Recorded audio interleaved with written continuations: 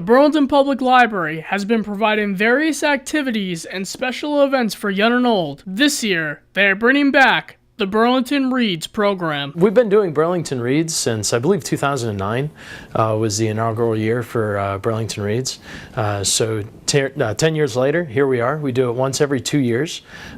So what we're doing right now is we're doing Burlington Reads on the topic of civil rights. Previous years, we've selected certain books.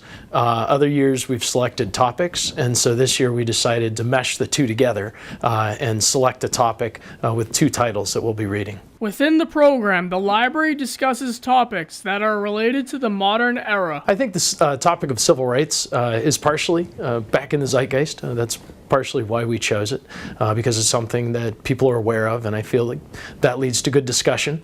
And also, I think that it's a topic that is somewhat timeless as well.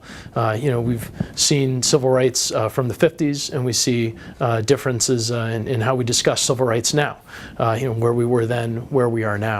And we thought that it might be a fortuitous time to invite the community to discuss that as well. The library hopes that the discussion will bring the community together to learn more about the history of the civil rights movement. And with that, the library has picked 2 books for the month's discussion: The Hate You Give by Angie Thomas and March, Book 1, by John Lewis, Andrew Aiden, and Nate Powell. Good conversation, insight, discussion that leads to maybe some new thoughts formed. And we've got a lot of presenters who are going to help us with that as well. We tend to think of civil rights as a historical idea, but it's also a very modern idea, and it's still very alive in kind of how it's active. From the Burlington Public Library, I'm Robert Paris for BNEWS Weekly.